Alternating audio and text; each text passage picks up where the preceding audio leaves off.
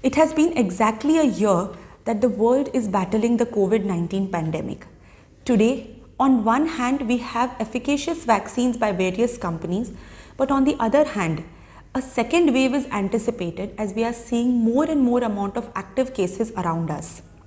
The Government of India is tirelessly working day in and day out to designate more and more centers so that more and more beneficiaries can be vaccinated day after day.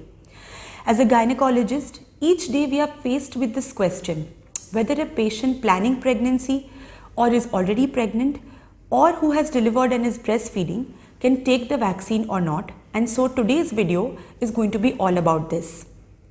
It is reported in a number of cases as well as papers that a symptomatic pregnant patient who has contracted COVID-19 virus is at an increased risk of a greater severity of the disease.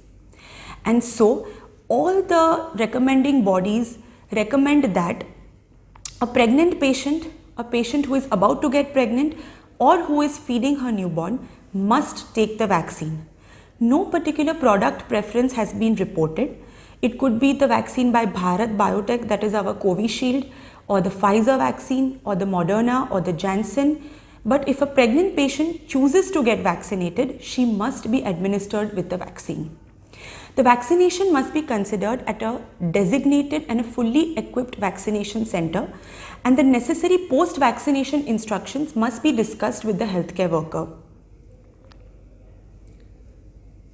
The data on the safety of the vaccines in humans is limited.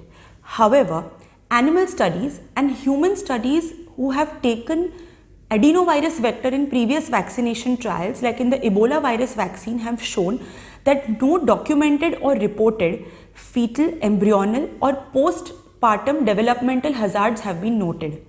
And so it has actually been seen that a pregnant patient who gets the COVID-19 virus is at an increased risk of more amount of intensive care admission days, the increased propensity for need of external oxygen.